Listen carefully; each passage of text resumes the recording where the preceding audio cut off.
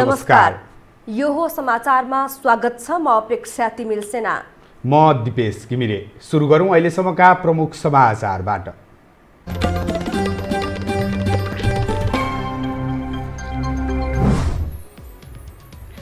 आज थप 380 जनामा कोरोना संक्रमण पुष्टि। हालसम्म 1158 निको भएर घर फर्किए।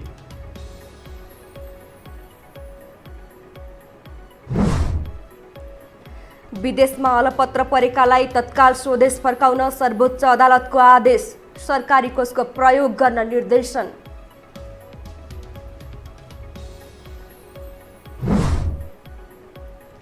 अर्थतन्त्रमा देखिएका सङ्केतले गम्भीर सङ्कट पर्ने खतरा रहेको सांसदको चेतावनी। कर उठाउने वातावरण बिग्रिएकोमा चिन्ता व्यक्त।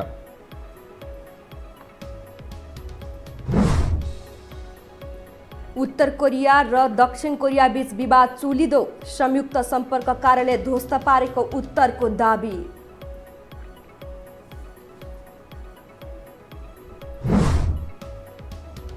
र म्याच फिक्सिङको आरोप लागेका 5 खेलाडीले अदालतबाट पाए सफाई। कमब्याकको पर्खाइमा रहेको पूर्व कप्तान थापाको प्रतिक्रिया।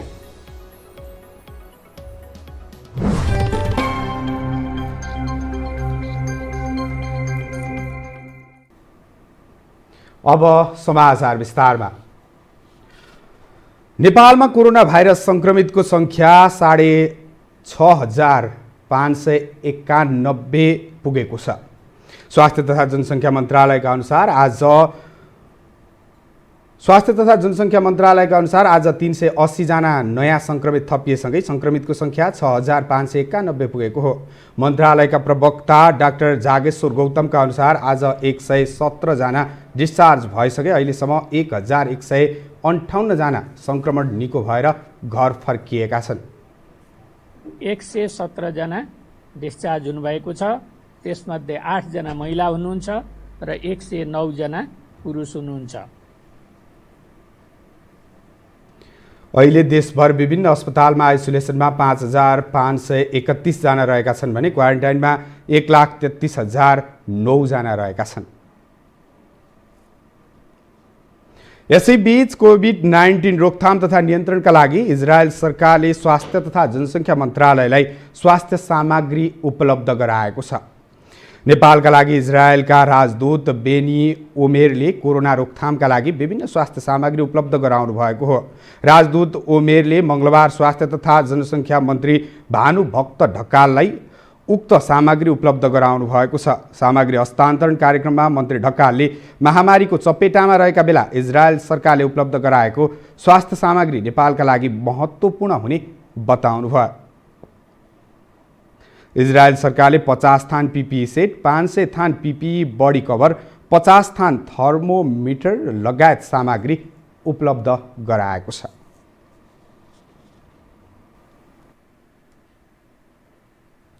अब बाँकी समाचार। काठमाडौँ महानगरपालिकाकी उपप्रमुख हरिप्रभा खड्कीले कोरोना संक्रमणको रोकथाम र नियन्त्रणका लागि सङ्घीय सरकारबाट 1 रुपैयाँ पनि नपाएको बताउनु भएको छ। काठमाडौँ जिल्ला प्रशासन कार्यालय ज्ञापन पत्र बुझाउने कार्यक्रममा उपप्रमुख खड्कीले महानगरपालिकालाई 1 रुपैयाँ पनि प्राप्त नभएको बताउनु भएको हो। तर महानगरपालिकाले छुट्याएको 10 करोडले अहिले प्रत्येक वडामा राहत वितरण गरिरहेको जानकारी दिनुभयो।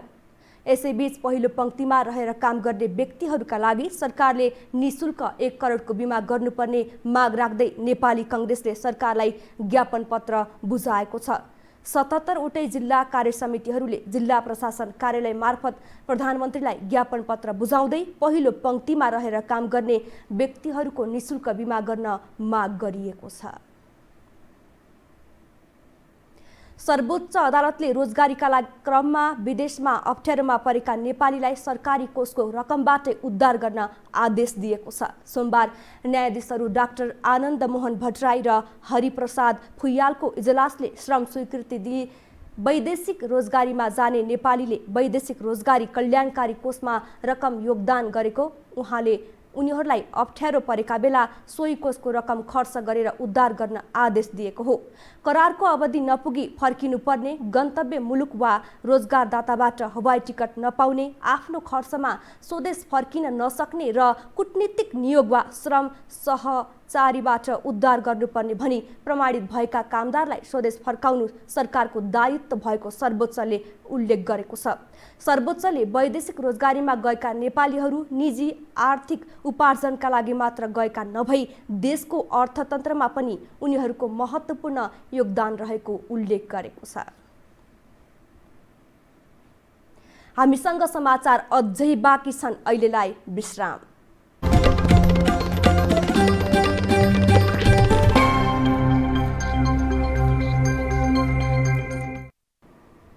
विश्रामपछि स्वागत छ। अब बाँकी समाचार।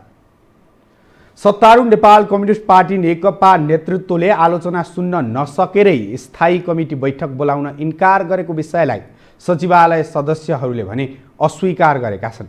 लामो समयको मागपछि पनि बैठक नबोलाउनुको प्रमुख कारण आलोचना सुन्न नसक्नु भएको स्थायी कमिटी सदस्यको दाबी रहे पनि नेतृत्वले भने यसलाई इन्कार गरेको छ। एक रिपोर्ट। सत्तारूढ नेपाल कम्युनिस्ट पार्टी नेकपाको सचिवालय बैठक विभिन्न बहानामा पटक पटक रोकिएको छ। नेतृत्वमा आलोचना सुन्ने धैर्य कमी भएको कारण बैठक बोलाउन आनाकानी गरेको भन्दै स्थायी कमिटी सदस्यहरू असन्तुष्ट देखिन थालेका छन्। सामूहिक छलफल र निर्णय तथा आन्तरिक लोकतन्त्रलाई मजबुत बनाउन केन्द्रित देखिनु भन्दा पनि बैठकबाट नेतृत्व भाग्न खोजेको उनीहरूको आरोप छ। हरेक तहको छलफललाई पनि नभए, चाहे बजेट निर्माण गर्दा होस्, नीति कार्यक्रम निर्माण गर्दा होस्, चाहे अन्य मुद्दाहरू छलफल बहसलाई फराकिलो बनाउनुपर्ने, त्यहाँबाट समस्याको समाधान निकाल्नुपर्ने भन्दा हामी त्यसलाई झेउलो जस्तो मान्छ, अप्ठ्यारो विरोध हुन्छ, असहमति हुन्छ, बाहिर जान्छ भन्ने कुरा राख्छौँ। अनि त्यसले झन् ती चिजहरू चाहिँ के भने झन् बाहिर जनता पनि असन्तुष्टि रमझम पर्दै जान्छ, समस्याको समाधान पनि हुँदैन। त्यसले मलाई लाग्छ के भने त्यो सोचकै कुरो हो जस्तो लाग्छ। तर सचिवालयको नेतृत्वमा रहेका नेताहरू भने स्थायी कमिटी सदस्यका कुरा सिधै इन्कार गर्दै आएका छन्। नेकपा आन्तरिक लोकतन्त्र मजबुत बनाएर विधि पद्धति र सामूहिक निर्णयमा विश्वास गर्ने हुँदा बैठक नबोलाएको विषयलाई लिएर कुनै पनि सदस्य असन्तुष्ट नरहेको उनीहरूको दाबी छ। नेपाल कम्युनिस्ट पार्टीको स्थायी कमिटीको सदस्यले तपाईसँग आएर मिडियामा त्यस्तो खालको टिप्पणी गर्नुहुन्छ भन्ने मलाई लाग्दैन। किनभनेदेखि हाम्रो पार्टीमा यति ज्यादा अन्तर्पार्टी लोकतन्त्र छ कि जो कसैले पनि खुलाखुलस्त छलफल गर्न सक्छ, लागेको कुरा भन्न सक्छ। त्यो सच्चाइलाई नजरअन्दाज गर्ने कोही स्थायी कमिटीको सदस्य होला भन्ने म ठान्दिनँ। विशेष परिस्थितिका कारण समयमा बैठक आह्वान हुन नसके पनि नेतृत्व आलोचनाबाट नभाग्ने उनीहरूको दाबी छ। तर पार्टी विभाजनमै जान सक्ने गरी बढेको नेकपाको आन्तरिक विवाद हल गर्नका लागि हालसम्म स्थायी कमिटी त परै जाओस्, पटक पटक सचिवालय समेत बस्न सकेको छैन। नियमित हुनुपर्ने बैठक समेत बस्न नसक्दा पार्टी पंक्तिभित्र बढेको असन्तुष्टि यथावती देखिन्छ। अध्यादेश प्रकरण, विभिन्न नियुक्ति, नीति कार्यक्रम, बजेट, उपाध्यक्ष वामदेव गौतमलाई प्रधानमन्त्री बनाउने लगायतका प्रकरणमा खुलेर बहस छलफल हुन सकेकै छैनन्। भने हाम्रो अन्तर्निहित केही कमी कमजोरीको मैले चर्चा गरेँ। विभिन्न खाले कमी कमजोरी छन् जसले गर्दाखेरि बैठक नियमित हुन सकेका छैन। अब सचिवालयको बैठक पछाडि स्थायी कमिटीको पनि बैठक बस्नुपर्छ भन्ने लागेको छ। सचिवालयको बैठकै बसेन भने पनि स्थायी कमिटीको बैठक बस्नुपर्छ। कम्युनिस्ट पार्टीभित्र बढी बहस छलफल र वैचारिक मतभेद हुनुका सट्टा एकलौटी निर्णयले प्राथमिकता पाउन थालेको भन्दै असन्तुष्टि चुलिएको हो। तर पनि नेतृत्व कुनै मतभेद र असन्तुष्टि नभएको दावी गरिरहेको छ। यो टेलिभिजनका लागि क्यामेरामा सञ्जय घिमिरेका साथ कान्ति न्यौपाने, काठमाडौँ। लकडाउन खुकुलो भएसँगै सरकारी तथा गैर सरकारी कार्यालय तथा व्यापार व्यवसाय हिजोदेखि खुलेका छन्। तर सार्वजनिक यातायातका साधन नचल्दा र निजी सवारी साधनमा पनि जोर बिजोर लागू हुँदा सर्वसाधारण भने मारमा परेका छन्। एक रिपोर्ट। 83 दिनदेखिको लकडाउन खुकुलो भएसँगै सोमबारदेखि सरकारी तथा गैर सरकारी कार्यालयहरूमा नियमित काम हुन थालिसकेको छ। यसैगरी साना उद्योग व्यवसाय पनि पुरानै अवस्थामा फर्किन थालेका छन्। यससँगै निजी सवारी साधन चल्न थालेका छन्। तर जोरबिजोर लागू गरिएको छ। कार्यालय उद्योग व्यवसाय खोल्न अनुमति दिए पनि सरकारले सार्वजनिक सवारी साधन चल्न दिएको छैन। यसका कारण टाढा कार्यालय तथा व्यवसाय भएकाहरू मारमा परेका छन्। अप्ठ्यारो त अप्ठ्यारो छन्, मान्छेलाई कहाँ जानुपर्छ होइन। अब अलिकति हल्का खोलेर मेन्टल गऱ्यो भने त अब सरकारले राम्रै हुन्थ्यो होइन। अब गर्न अब त्यो त अब हामीलाई नि सजिलै हुन्थ्यो नि। अब हामीले नि अब यस्तो पसल छ गरेर खान पाएको छैनौँ। गभर्मेन्टले जसरी सहजीकरण हुन्छ भनेर आफ्नो ढङ्गले त गर्यो, तर त्यसमा अत्यन्तै निम्न स्तरको आय आर्जन नहुने मान्छेको, जसको कमाइ छैन, जसलाई बाँच्नै धौधौ भएको छ, त्यो मान्छेलाई त सार्वजनिक गाडी हुनुपर्छ भन्ने मेरो मान्यता हो। सर्वसाधारण मात्र नभई सार्वजनिक यातायात बन्द रहँदा व्यवसाय र कर्मचारी पनि मारमा परेका छन्। दैनिक कमाएर बैंकको किस्ता तिर्नुपर्ने आफूहरू लामो समयको लकडाउनका कारण समस्यामा परेको बताउँछन् व्यवसाय। एकातिर लामो समय गाडी चलाउन नपाउनु, अर्कोतिर सरकारले कर तिर्न ताकेता गर्नुले मारमा परेको उनीहरूको गुनासो छ। कार्यालय तथा व्यवसाय खुलिसकेको सन्दर्भमा सार्वजनिक यातायातलाई गरिरहनुको औचित्य नहुने व्यवसायको भनाइ छ। दैनिक अहिले कमाउन गाह्रो भइरहेछ, झन् बढ्नु भयो नि त। त्यो त्यही हुनाले सरकारले लगानी गरिदिनु पर्यो। यो 6 महिना कति महिना हुन्छ, जबसम्म अलिकता इकोनोमिकली बुम हुँदैन, जबसम्म मार्केट हुँदैन, सरकारले लगानी गर्नु पर्यो नि त देशमा। त भोलि यही व्यवसाय यही नागरिक बाँचे त सरकारले ट्याक्स पाइहाल्छ। हामी देश छोडेर जाने त होइन, हाम्रो भएको सम्पत्ति यहीँ छँदैछ। त्यो हुनाले अहिले भन्ने बित्तिकै चाहिँ सार्वजनिक यातायात चल्ने अवस्था छैन। सार्वजनिक यातायात नचल्दा टाढा टाढा काममा जानुपर्नेहरू त असजिलो बिहोर्न बाध्य छन् नै। यसमा आबद्ध कर्मचारी र तिनमा आश्रित सयौं परिवारको रोजीरोटीको सवाल पनि यसमा गाँसिएको छ। लकडाउन खुकुलो भई सर्वसाधारण काममा फर्किसकेको सन्दर्भमा सुरक्षाका उपाय अपनाएर सार्वजनिक यातायात चलाउन ढिलो गरिनु हुँदैन। यो हो टेलिभिजनका लागि क्यामेरामा डीबी मगरका साथमा लीलामाया ठटाल, काठमाडौँ। अब पालो आर्थिक समाचारको।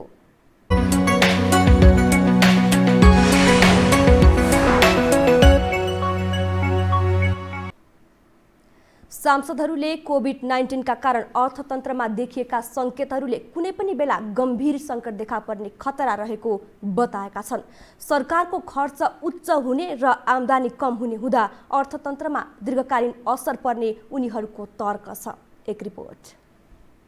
संघीय संसद प्रतिनिधि सभा अन्तर्गत अर्थ समितिको मंगलबारको बैठकमा सांसदहरूले खर्च र आम्दानीमा देखिएको फरकले अर्थतन्त्रलाई गम्भीर अवस्थामा धकेलेको बताएका छन्। पूर्व अर्थमन्त्री एवं नेपाली कांग्रेसका सांसद ज्ञानेन्द्र बहादुर कार्कीले भारतसँग सम्बन्ध बिग्रदै जाने र भारतले आपूर्ति नगरे देशको समग्र आपूर्ति प्रणाली नै बिग्रन सक्ने खतरा रहेको बताए। उनले देशभित्रै उत्पादित खाद्यवस्तुको आपूर्ति सहजीकरण गर्न समेत सरकार असफल बनेको टिप्पणी गरे। खाद्य सङ्कट आउन सक्ने सम्भावना छ, किनभनेदेखि अब हाम्रो छिमेकी राष्ट्र भारतैले भनौँ, भोलि हामीले एक्सपोर्ट गरेको अहिले हामी एक्सपोर्ट गर्दैनौँ भन्ने भयो भने पनि हामीलाई खाद्यान्न सङ्कट पनि पर्न सक्छ। त्यतातर्फ पनि हाम्रो ध्यान जानु जरुरी छ। सांसद रामकुमारी झाँक्रीले सरकारले मन्त्रालयको संख्या बढी राखेर खर्च बढाइराखेको तर्क गरिन्। सरकारले नै करदातालाई अदालतको शरणमा जानुपर्ने अवस्था सिर्जना गरेकाले कर उठ्ने वातावरण समेत बिग्रिएको उनको भनाइ छ। करदाता सेवा केन्द्रमा जहाँ साना करदाताहरू जान्छन्, हेर्यो भने त्यो चाहिँ माछा बजार जस्तो हुन्छ। एक ट्याक्स पेयरलाई त्यो खालको हेरेसमेन्ट भइसकेपछि पैसा कसरी आउँछ? उसले सहज ढङ्गले अनलाइनबाट आफ्नो कर सब्मिट गर्न पाउने व्यवस्था नहुँदासम्म करदाता त डिस्करेज नै हुन्छन्। सांसद जयकुमार राईले अहिलेसम्म दिएका कुनै पनि निर्देशन पालना नगरेको भन्दै अर्थ समिति थप बलियो बनेर सरकारलाई निर्देशन दिनुपर्नेमा जोड दिए। उनले अर्थ समितिका छलफलका विषयवस्तुमा विस्तृत छलफल गरी कार्यान्वयन गर्न सरकारलाई दबाब दिनुपर्ने तर्क गरे। महत्त्वपूर्ण चाहिँ यो अर्थ समितिले दिएका निर्देशनहरू मानेको ठेलीका ठेली हामी प्रत्येक वर्ष बुझाउँछौँ, तर कुनै मन्त्रालयले भ्रष्टाचारका कुराहरू हामीले व्यापक उठाएका छौँ। यो भएन। तपाईँको टेलिकमकै विषय लगायत अन्य क्षेत्रको विषय हामीले उठायौँ, तर हाम्रो कुरा केही लागू भएन, उहाँहरूकै कुरा लागू भयो। समितिको बैठकमा सांसदहरूले सरकारको खर्च उच्च हुने र आम्दानी कम हुने हुँदा अर्थतन्त्रमा दीर्घकालीन असर पर्नेतर्फ अहिले नै ध्यान दिनुपर्नेमा जोड दिए। उनीहरूले अर्थमन्त्री डाक्टर युवराज खतिवड़ाले सरकारको मासिक खर्च 40 अर्ब र आम्दानी 15 अर्ब रहेको बताइसकेकाले यही अवस्था लामो समय रहे अर्थतन्त्रमा चुनौती देखा पर्ने बताएका छन्। राष्ट्रिय जनता पार्टीका राष्ट्रिय सभा सदस्य मृगेन्द्र कुमार सिंह यादवले बजेटको विरोधमा 10 सेकेन्ड मौन धारण गरेका छन्। राष्ट्रिय सभाको आजको बैठकमा विनियोजन विधेयक 2077मा मन्त्रालयगत शीर्षक माथिको छलफलका क्रममा सिंहले विरोध स्वरूप 10 सेकेन्ड मौन धारण गरेका हुन्।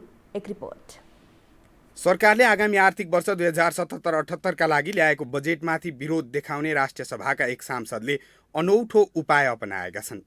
मंगलबार बसेको राष्ट्रिय सभाको बैठकमा राष्ट्रिय जनता पार्टीका सांसद मृगेन्द्र कुमार सिंह यादवले बजेटको विरोधमा 10 सेकेन्ड मौन धारण गरेका हुन्। मंगलबारको बैठकमा विनियोजन विधेयक अन्तर्गत मन्त्रालयगत शीर्षकमाथिको छलफलका क्रममा सांसदहरूलाई पक्षपात गर्ने विनियोजन विधेयकमाथि छलफलमा भाग नलिने भन्दै सिंहले विरोध स्वरूप 10 सेकेन्ड मौन धारण गरेका थिए। 10 सेकेन्ड चाहिँ मौन धारण गर्न चाहन्छु। उनले सत्तापक्षका सांसदहरूले नै क, ख, ग र घ वर्गमा सांसदहरूलाई वर्गीकरण गरेको बताएको र प्रतिपक्षका सांसदहरू वर्गीकरणमा पनि पर्न नसकेको भन्दै पक्षपात र भेदभावपूर्ण विनियोजन विधेयकको प्रतीकात्मक विरोध स्वरूप 10 सेकेन्ड मौन धारण गरेको बताए। सत्तापक्षका ग र घ श्रेणीमा परेका सांसद ज्यूहरूको व्यथाप्रति सहानुभूति राख्दै यो सरकारबाट प्रस्तुत पक्षपात र भेदभावपूर्ण विनियोजन विधेयकको प्रतीकात्मक विरोध स्वरूप 10 सेकेन्ड मौन धारण गर्दै म यो विनियोजनमा विधेयकमा छलफलमा भाग लिन्न। उनले वर्तमान सरकारको चरित्र, आचरण र व्यवहार सकारात्मक नदेखिएको आरोप लगाए। सत्तापक्षका सांसदहरूलाई क, ख, ग र घ वर्ग यानि कि first class, second class, third class र फोर्थ क्लास श्रेणीमा वर्गीकरण गरिएको उनको तर्क थियो। हामीसँग अन्तर्राष्ट्रिय र खेल समाचार अझै बाँकी छन्, अहिलेलाई विश्राम।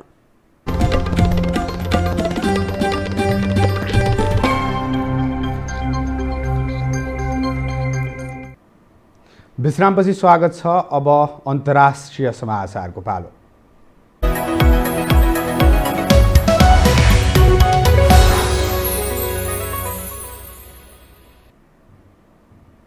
उत्तर कोरियाले दक्षिण कोरियासँगको संयुक्त सम्पर्क कार्यालय ध्वस्त पारेको दावी गरेको छ। सीमावर्ती सहर काइसोङ नजिकै रहेको यो कार्यालय उत्तर कोरियाले ध्वस्त पारेको दक्षिण कोरियाली अधिकारीहरूले बताएका छन्। उत्तर कोरियाले दक्षिण कोरिया विरुद्ध सैन्य कदम चाल्ने चेतावनी दोहोर्याएको केही घण्टामै यस्तो समाचार आएको हो। सन् 2018मा दुई कोरियाको बीचमा सम्पर्कका लागि यो क्षेत्र मर्मत गरिएको थियो। पछिल्लो केही सातादेखि दुई मुलुकको बीचमा तनाव बढेको छ। दक्षिण कोरियाली डिप्याक्टर समूहले आफ्नो प्रचार सामग्रीहरू उत्तर कोरियामा लगेपछि उनीहरूको बीचमा तनावको अवस्था सृजना भएको हो। उत्तर कोरियाली नेता किम जोङ उनकी बहिनी किम यो जोङले यसअघि नै यो कार्यालय ध्वस्त पार्ने चेतावनी दिइसकेकी थिइन्। न्योहाम समाचार एजेन्सीले काइसोङमा रहेको औद्योगिक पार्क नजिकै विस्फोट र धुवाँ देखिएको उल्लेख गरेको छ।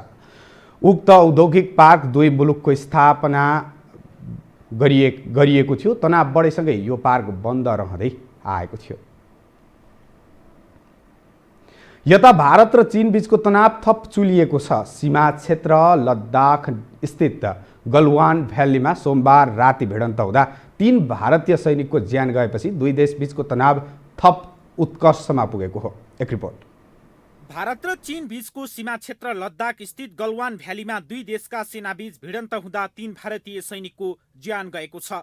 घटना सोमबार बिहान भएको भारतीय सञ्चार माध्यमहरूले जनाएका छन्। ज्यान गुमाउनेमा भारतीय सेनाका 1 जना सैनिक अधिकृत र 2 जवान रहेको बताइएको छ। भारत र चीन सीमा रेखा लाइन अफ कन्ट्रोलमा सन् 1975 यता पहिलो पटक सैनिकको ज्यान गएको हो। पछिल्लो समय भारतले लद्दाख क्षेत्रमा बाटो विस्तार गरेपछि विगत 1 महिना यता दुई देश बीच विवाद भएको थियो। विवाद समाधानका लागि सैनिक स्तरमा वार्ता भए पनि समाधान भएको थिएन। सोमबार बिहान भएको हिंसात्मक झडपले दुई देशका बीचमा थप विवाद चुलिने आशंका गरिएको छ।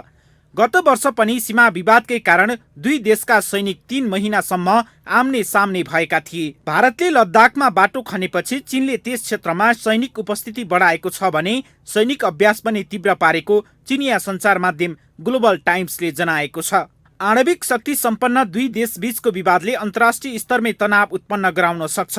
यस घटनामा भारतीय सेनाले भने घटनामा दुवैतर्फ हताहती भएको दावी गरेको छ। घटना लगत्तै भारतीय रक्षा मन्त्री राजनाथ सिंहले तीनै सुरक्षा निकायका प्रमुख परराष्ट्र मन्त्री एस जयशंकर र chief of defence staff general Bipin रावतसँग घटनाका विषयमा छलफल गरेको भारतीय सञ्चार माध्यमले जनाएका छन्। यसैबीच चीनले घटनाको विषयमा पनि मुख खोलेको छ। भारतीय सैनिकले सीमा रेखा उल्लङ्घन गरेर चीनतर्फ प्रवेश गर्न खोजेको र चिनिया सेनामाथि आक्रमण प्रयास गरेको आरोप लगाएको न्युज एजेन्सी एएफपीले जनाएको छ। एजेन्सीको सहयोगमा सम्वेक बस्नेत, यो हो टेलिभिजन, काठमाडौँ। अब खेलकुद समाचार।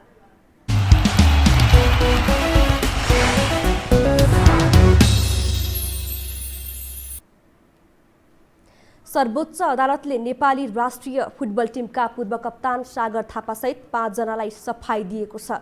अन्तर्राष्ट्रिय खेलहरूमा म्याच फिक्सिङको आरोपसहित राज्य विरुद्धको अपराधको मुद्दामा सर्वोच्चले फैसला सुनाएको हो। 2 वर्ष अघि विशेष अदालतबाट सफाई पाएका थापासहित 5 जनाको मुद्दा सरकारी वकिलले सर्वोच्चमा लगेका थिए। आज सर्वोच्चले समेत सफाई दिएपछि सागरले नेपाली फुटबलमा कमब्याकको पर्खाइरहेको बताएका छन्। थापाले एसियाली फुटबल महासंघसँग प्रतिबन्ध फुकुवा गर्न एन्फाबाट पहल गर्नुपर्ने पनि बताएका हुन्। महानगरीय प्रहरी अपराध महाशाखाले 2072 साल असोज 27 गते म्याच फिक्सिङको आरोपमा सागरसहित पूर्व गोलकिपर रितेश थापा, अञ्जन केसी, विकास सिंह छेत्री, उपकप्तान सन्दीप राईलाई पक्राउ गरेको थियो। उनीहरू विरुद्ध राज्य विरुद्धको अपराधमा मुद्दा चलाइए पनि कार्तिक 24मा सबै धरौटी बुझाएर छुटेका थिए। अञ्जन र रितेशले 5 लाख, सागरले 1,50,000 र अन्य खेलाडीले 50,000 धरौटी तिरेका थिए।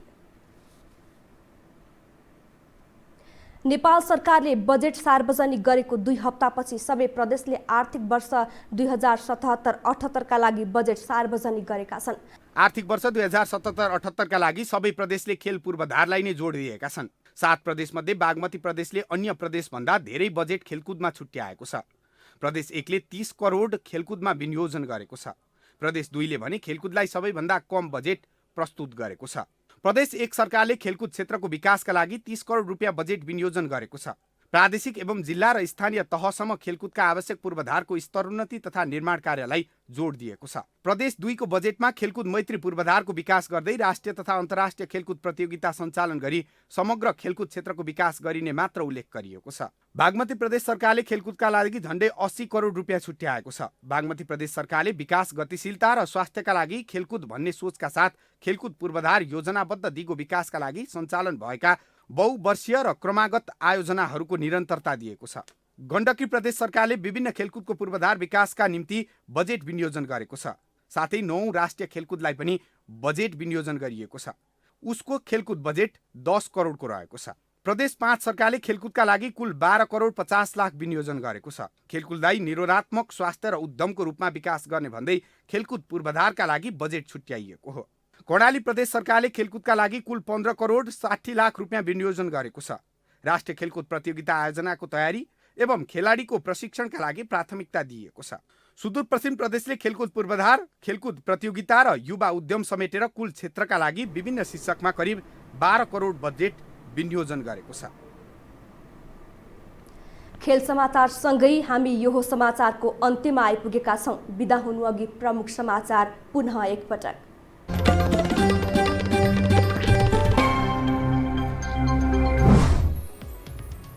आज थप 380 जनामा कोरोना संक्रमण पुष्टि। हालसम्म 1158 निको भएर घर फर्किए।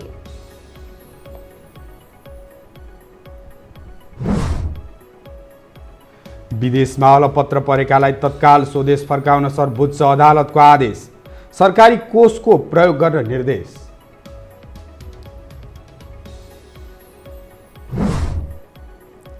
अर्थतन्त्रमा देखिएका सङ्केतले गम्भीर सङ्कट पर्ने खतरा रहेको सांसदको चेतावनी।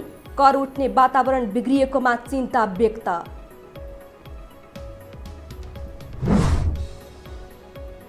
उत्तर र दक्षिण कोरिया बीच विवाद चुलिँदो। संयुक्त सम्पर्क कार्यालय ध्वस्त पारेको उत्तर कोरियाको दाबी।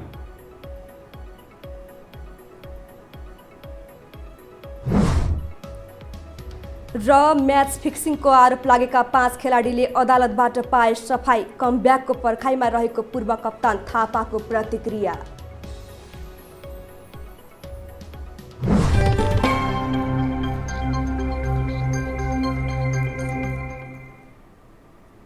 अवस्था यो हो समाचार अहिलेलाई सकियो। समाचार बुलेटिनका साथै यो टेलिभिजनका सम्पूर्ण कार्यक्रम यो खबर.com, युट्युब र फेसबुकमा पनि पढ्न र हेर्न सक्नुहुनेछ।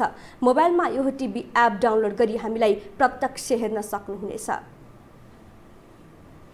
तथ्यसहितको निष्पक्ष समाचारका लागि यो टेलिभिजन हेर्दै गर्नुहोला। नमस्कार।